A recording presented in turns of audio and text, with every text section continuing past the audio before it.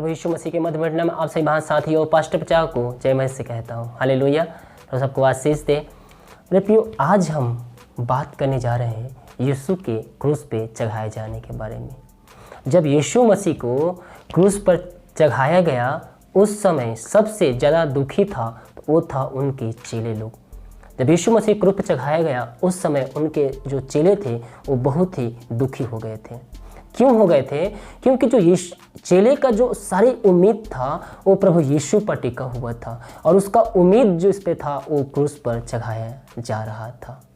Hallelujah. उससे पहले यीशु मसीह ने एक वचन कहा था, तुम रोगे तुम्हारा शोक आनंद में बदल जाएगा, जो यूहन्ना 16:26 में हम पाते हैं, मैं तुमसे सच सच कहता हूँ कि तुम रोगे विलाप करोगे और परंतु संसार आनंद करेगा, तुम्हें शोक होगा परंतु तुम्हारा शोक आनंद में बदल जाएगा। मेरे प्रिय, इस वचन को ध्यान से जब पढ़ेंगे, मैं तुम सच सच कहता हूँ कि तुम रोगे विलाप करोगे परंतु संसार आनंद करेगा। यहाँ पर ये वचन देखिए, जब यीशु मसीह को क्रूस पे चढ़ाया गया तो तुम रोगे विलाप करोगे, रो और विलाप कौन कर रहे थे? उनके चेले लोग। उनके चेले लोग जब यीशु मसीह को चढ़ाया गया वो रो रहे थे, विलाप कर रहे थे, परंतु संसार क्या कर रहा था? उसमें संसार आनंद कर रहा था। संसार कौन सा मेरे प्रियो? जो यीशु मसीह को क्रूस पे चढ़ाया गया था उस समय वहाँ पर जो लोग थे वो बोल रहे थे, ये इसने तो बहुतों को जिलाया है, अगर सच में ये प्रभु है तो अपने आप को बचा कर दिखाए। तो वो क्या हो रहे थे? वो हंस रहे थे, वो आनंद मना रहे थे। वचन को ध्यान से पढ़ेंगे तो तुम रोगे विलाप करोगे परंतु संसार आनंद करेगा, तुम्हें शोक होगा परंतु तुम्हारा शोक आनंद में बदल जाएगा। हालेलुया। मेरे प्रियो, उनके चेले इतनी शोकित थे और दुखी थे और उस समय विलाप कर करके आंसू बहा कर रो रहे थे, क्योंकि उनका जो प्रभु है वो क्रूस पे चढ़ाया जा रहा था। इसलिए उनके आंख से आंसू नहीं गिर रहा था। साथ में संसार जो लोग थे वो बहुत ही खुश मना रहे थे, खुशी हो रहे थे कि उसको क्रूस पर चढ़ाया जा रहा है, बहुतों को जिलाया, अगर खुद प्रभु है तो अपने आप को बचा दे। लेकिन आगे मेरे प्रियो वचन क्या कहता है? तुम्हें शोक होगा परंतु तुम्हारा शोक आनंद में बदल जाएगा। यहाँ पर कौन शोक होगा? जब यीशु मसीह क्रूस पर चढ़ाया गया था चेले उसके शोकित हो गए, दुखी हो गए थे, लेकिन एक वचन के लास्ट में लिखा है मेरे प्रियो, तुम्हारा शोक आनंद में बदल जाएगा। ये आनंद कौन से आनंद के बारे में बताया गया यहाँ पर? यीशु मसीह ने कौन से आनंद के बारे में बताया मेरे प्रियो? यूहन्ना के ही हम 20 अध्याय को 20वें पद को हम देखते हैं। यहाँ पर लिखा है, यह करके उसने अपना हाथ और अपना पंजर उसके दिखाया, तब चेले प्रभु को देखकर आनंदित हुए। हालेलुया। ये मेरे प्रियो, यही आनंद के बारे में यीशु मसीह ने यहाँ पर भविष्यवाणी करके पहले से कर दिया था, तुम रोगे विलाप करोगे परंतु संसार आनंद करेगा, तुम्हारा शोक आनंद में बदल जाएगा। मेरे प्रियो, जब यीशु मसीह को क्रूस पे चढ़ाया गया तो उसके चेले जो थे बहुत ही दुखी थे, बहुत ही विलाप कर रहे थे और उस संसार जो था उस समय आनंद कर रहा था, लेकिन वचन के लास्ट में लिखा, तुम्हारा शोक आनंद में बदल जाएगा। मेरे प्रियो, ये आनंद वही है जो यीशु मसीह जब तीसरे दिन जी कर आया तब उसके चेले ने उसको देखा और थोमा को विश्वास नहीं हुआ, तो थोमा अपने प्रभु के हाथों पे उसने उंगली डाल कर देखा तो उसके चेले बहुत ही आनंदित हुआ, कहे कि ये यीशु मसीह हमारा जीवित हो गया। वो आनंद के बारे में मेरे प्रियो, जो यीशु मसीह जीवित हो गया उसके चेले सोचे कितने खुश होंगे जब हमें कोई सी चीज़ गुम जाती है, खो जाती है और हमको वो मिल जाता है तो हम कितनी खुशी मनाते हैं। उससे भी अधिक खुशी उसके चेलों के मन में था कि उनका जो प्रभु है, उनकी जो आशा है, यीशु मसीह उनके पास फिर वापस लौट आया है। हालेलुया।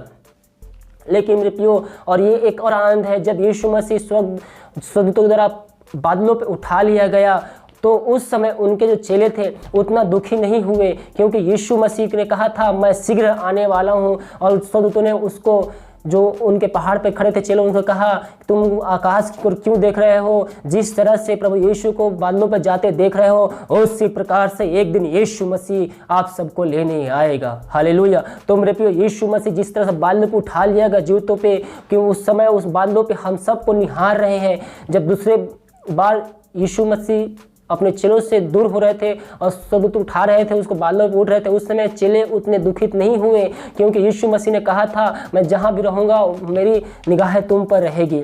हालेलुया। इसीलिए जब चेले उनको स्वर्गदूत उठाया तो उनके दुखित नहीं हुए, क्योंकि चेलों को विश्वास हो चुका था कि यीशु मसीह बादलों पर दोबारा जरूर हम सबको लेने आएगा। तो आइए मेरे प्रियो, इसी से ओतप्रोत एक हम आर्टिकल है, इस आर्टिकल को देखिए, अपने जीवन में लागू कीजिए, अच्छी तरह से इसको पढ़िए, देखिए जो वेबसाइट है उस पर आपको मिल जाएगा। वही बातें मैं आपको इस वीडियो में आगे बताने जा रहा हूँ। शुरू से लेकर लास्ट तक इस वीडियो को देखें ताकि आपका भी आनंद, जो शोक है वो आनंद में बदल जाएगा। जिस तरह से चेलों दुखी हो गए थे और यीशु मसीह के जीव होकर आया तो उनका जो शोक था वो आनंद में बदल जाएगा। हो सकता है मेरे प्रियो आज आप दुख से भरे हो। इस वीडियो को देखने के बाद आपकी जो दुख है, जो विलाप है वो आनंद में बदलने वाली है। हालेलुया। आइए इस वीडियो को देखें, लाइक कमेंट और शेयर कीजिए ताकि और भी लोग मसीह को जान सकें।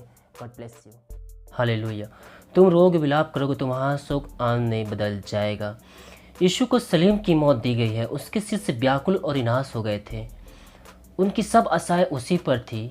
अब वह कब्र में मृत पड़ा था, परंतु तीसरे दिन वह जी उठा। उसके शिष्य ने अवश्य उन शब्दों को याद रखा होगा जिन्हें कि उसने उससे अपने मृत्यु के पहले कहा था, जो ऊपर लिखा है, तुम रोगे विलाप करोगे, तुम्हारा सुख आनंद में बदल जाएगा। अपने प्यारे प्रभु और स्वामी को फिर देखने में कितना आनंद हुआ होगा। यूहन्ना हमें बताता है, तब चेले प्रभु को देखकर आनंदित हुए। यूहन्ना अध्याय 20 पद के 20 में दिया हुआ है। हम उसके आनंद का अंदाजा भी नहीं लगा सकते मेरे प्रियो। जब यीशु स्वर्ग पर चला गया, पृथ्वी के काम के पहले अध्याय के प्रथम 8 पदों को फिर से पढ़िए। कल्पना कीजिए कि जी उठने के बाद 40 दिन तक जब यीशु अपने शिष्यों के बीच में रहा और फिर से उन्हें शिक्षा देते रहा तो वे कितने आनंदित होंगे। 40 दिनों के बाद आप उन्हें और उनके बीच यीशु को बैतनिय्याह की हरी पहाड़ियों पर खड़ा देखते हैं। अचानक वह उनके बीच में से ऊपर स्वर्ग पर उठा लिया गया। कितने अचंभे से वे उस दृश्य को निहार रहे होंगे जब उन्होंने पृथ्वी को छोड़ा और एक बादल ने उनकी आंखों से छिपा लिया। फिर से वह उसके लिए ले लिया गया, लेकिन इस समय वे ना तो विस्मित हुए और ना ही निराश, बिल्कुल भी नहीं। लूका हमें बताता है वह उससे अलग हो गया और स्वर्ग पर उठा लिया गया। तब ये उससे दंडवत करके बड़े आनंद से यरूशलेम को लौट गए। लूका 24 के 51 और 52 पदों में आप ये पाएंगे। दूसरी बार उसने अलग होने पर वे इतने आनंदित क्यों थे? इसलिए कि यीशु ने उससे एक प्रतिज्ञा की थी। उसने कहा था, देखो मैं जगत के अंत तक सदा तुम्हारे संग रहूंगा। मत्ती अध्याय 28 पद के 20 में ये बात दिया हुआ है। वे जानते थे कि कुछ भी हो जाए वह स्वर्ग से उसकी चौकसी करते रहेगा। कौन? यीशु मसीह अपने चेलों को चौकसी करते रहेगा। परंतु सिर्फ इतना ही नहीं, जब वे उसके स्वर्ग में जाते हुए देख रहे थे तो 2 स्वर्गदूत एक संदेश लेकर उसके पास आए। उन्होंने कहा, हे गलील पुरुषों, तुम क्यों खड़े आकाश की ओर देख रहे हो?